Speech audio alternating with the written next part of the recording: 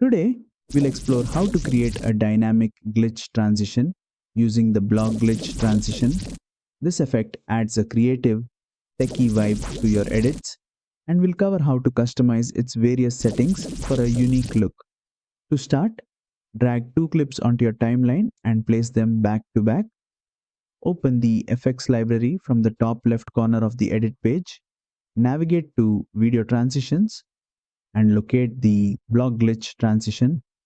Drag and drop it between your clips. Now let's customize the transition.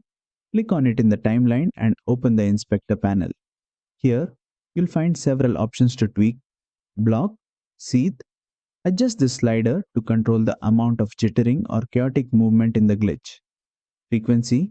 This determines how often the glitch effect occurs during the transition. Increase it for a more intense effect or reduce it for a subtle glitch. Aspect. Use this to change the proportions of the glitch blocks, making them taller, wider, or square-like. Color random seed. Adjust this to randomize the color patterns within the glitch. This is great for creating variety when using the effect multiple times. Experiment with additional sliders to fine-tune the intensity, speed, and overall style of the glitch.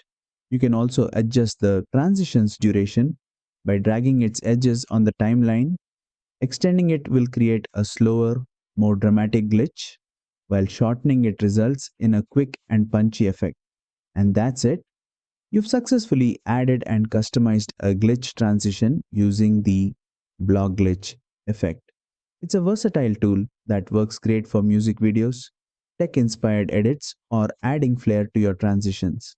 If you found this tutorial helpful, don't forget to like, subscribe, and hit the bell icon for more DaVinci Resolve tips.